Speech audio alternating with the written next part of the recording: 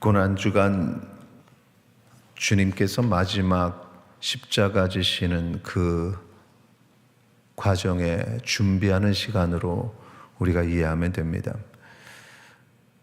그래서 이전에 사역하셨던 그 사역의 의미도 각각의 의미가 있지만 예수님 십자가에 달리시기 이전에 이 한 주간의 모든 예수님의 행하신 일들은 또 특별한 의미가 있고 그것은 십자가의 달리심과 연결이 될 수가 있는 거죠. 고난주간 월요일 복음서에서 두 가지 중요한 사건을 언급하는데 첫째는 무화과나무로 저주하신 사건이고 둘째는 성전을 정결하게 하신 사건입니다. 오늘 성전을 정결하게 하신 예수님의 모습을 우리가 돌아보려고 합니다. 예수님께서 예루살렘에 입성하셨을 때 사람들이 호산나 외치면서 그렇게 예수님이 입성하시고 가장 먼저 찾아간 곳이 바로 성전입니다.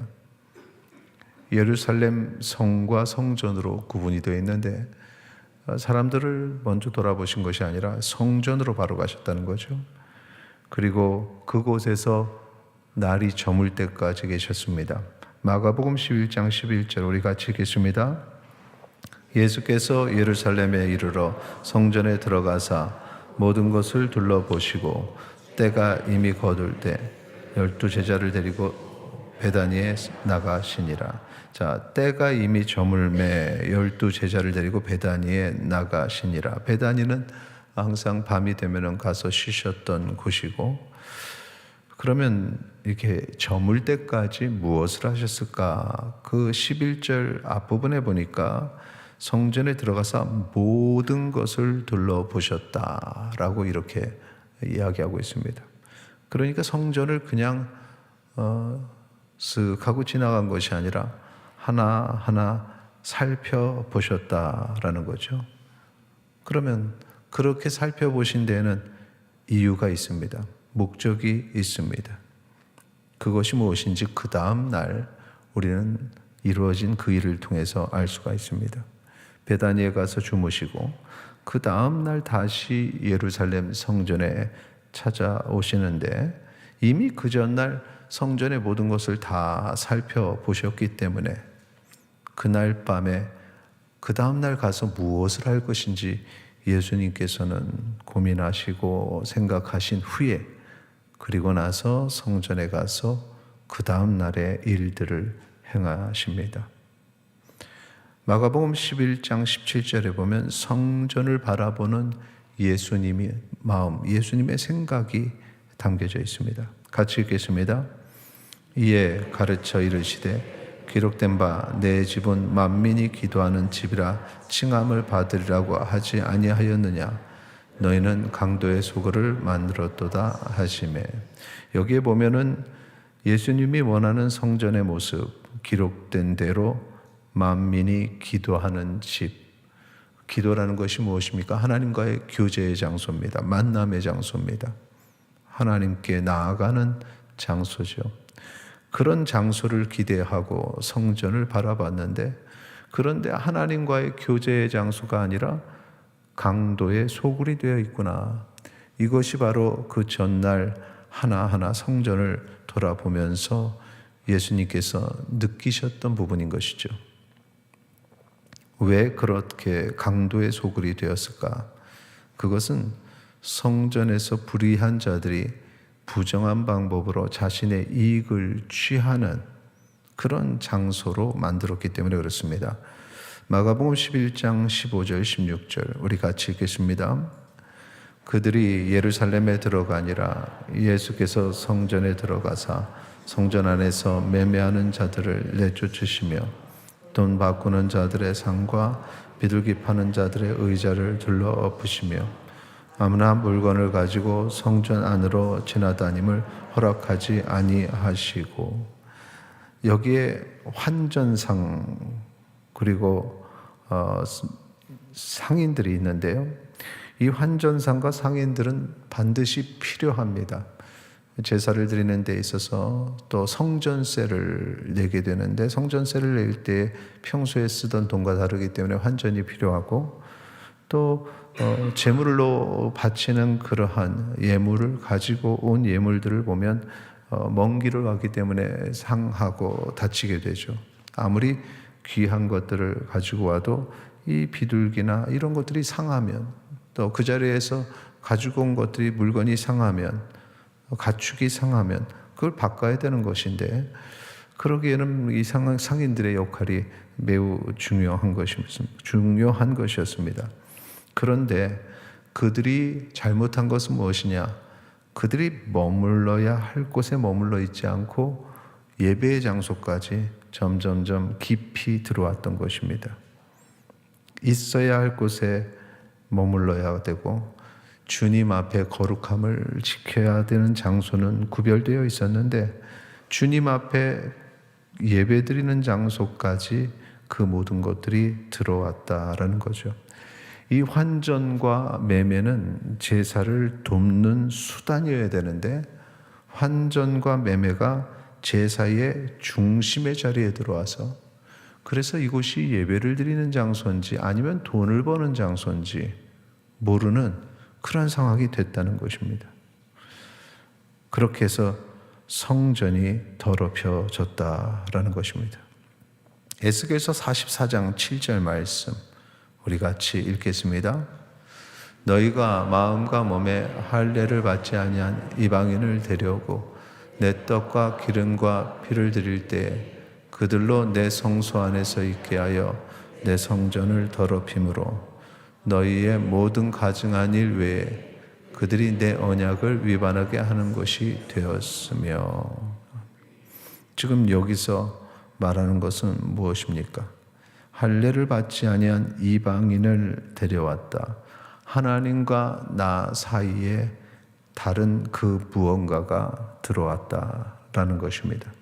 지금 이것이 바로 성전에서 제사를 하나님 앞에 드리고 예배를 드릴 때 하나님과 나 이 사이가 아니라 그 사이에 다른 것들이 들어오는 것을 이야기하고 있는 것입니다.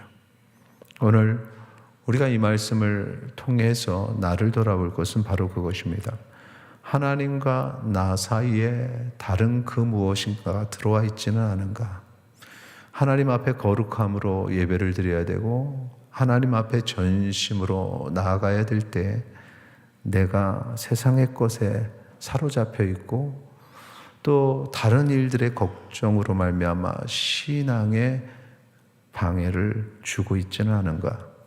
하나님과 나 사이에 온전함으로 내가 하나님 앞에 엎드려 예배를 드려야 되는데 내가 온전하지 못하게 만드는 다른 그 무엇이 있는가? 이 시간에 나를 돌아보고 나의 예배를 돌아보고 나의 신앙생활을 돌아보는 시간이 되기를 소망합니다. 가장 큰 문제는 나에게 있다라는 거죠. 고린도전서 3장 16절 17절 말씀 같이 읽겠습니다. 너희가 하나님의 성전인 것과 하나님의 성령이 너희 안에 계시는 것을 알지 못하느냐? 누구든지 하나님의 성전을 더럽히면 하나님이 그 사람을 멸시하시리라. 하나님의 성전은 거룩하니 너희도 그러하니라. 아멘. 이 말씀은 하나님과 나 사이의 관계 속에서 다른 것들이 들어와서 방해받을 때 그때 이것이 우리에게 처방이 될 수 있습니다. 내가 하나님의 성전이고 내 안에 하나님의 성령께서 하나님의 영이 계시는데 라는 생각을 하라는 거죠. 세상의 것들, 육신의 욕망들, 때로는 걱정과 근심들, 그러므로 인해서 또 자책하고 내 자신을 소중하게 여기지 않음으로 오는 여러 가지 문제들, 우울함들, 상처들, 그래서 떨어지는 나의 자존감, 내 인생에 대한 후회들, 이런 것들에 대해서 세상에서 답을 얻을 수가 없습니다. 답을 얻을 수 있는 방법은 바로 이것이죠. 너희가 하나님의 성전인 것과 하나님의 성령이 너희 안에 계시는 것을 왜 알지 못하느냐? 내 안에 성령께서 계시고 내가 하나님의 성전인데 그렇게 하나님께서 나를 거룩하게 세우시고 하나님과의 교제를 내가 주 안에 주께서 내 안에 이 놀라운 연합을 원하시는데 나는 왜 나를 그렇게 믿지 못하고 나를 통해서 역사하시는 하나님의 계획을 믿지 못하는가? 그것이 바로 성전이 가진 문제였습니다. 토적의 강도의 소굴이 되었던 거죠. 오늘 이 시간에 우리의 몸이, 우리의 영이, 우리의 삶이 정결해지기를 소망합니다. 하나님께서 하나님의 성전으로 세우신 내가 깨끗하게 변화되기를 소망합니다. 이전의 삶은 중요하지 않습니다. 인간이 타락함으로 오는 죄로 인해서 오는 아픔과 상처와 걱정과 근심입니다. 내가 십자가 앞에 설 때 그 죄의 모든 문제가 해결이 된다 했으니 내가 가졌던 그 걱정과 근심, 또 인간의 육신의 욕망과 죄의 문제들 이 시간에 다 내려놓고 하나님 앞에서 거룩함을 회복하는 시간이 되기를 소망합니다. 예수님께서 간절하게 성전을 정결케 하시려고 그 손에 채찍을 드셨던 것처럼 마치 부모님이 자녀를 온전히 양육하기 위해서 사랑의 매를 드는 것과 같이 오늘 이 말씀이 우리에게 주시는 그 하나님의 음성, 주의 인도하심으로 우리가 오늘 이 시간에 변화되고 하나님의 은혜를 체험하며 하나님께서 창조하신 아름다운 성전으로 살겠다고 다짐하는 귀한 시간이 되기를 주의 이름으로 축원합니다. 고난주간, 그것은 단순히 슬퍼하는 기간이 아니라 애도하는 기간이 아니라 그 십자가의 사랑으로 내가 변화됐음을 주님 앞에 고백하는 시간이니 그러한 아름다운 믿음의 고백이 우리 2026년 고난주간에 우리 가운데 있기를 주의 이름으로 축원합니다.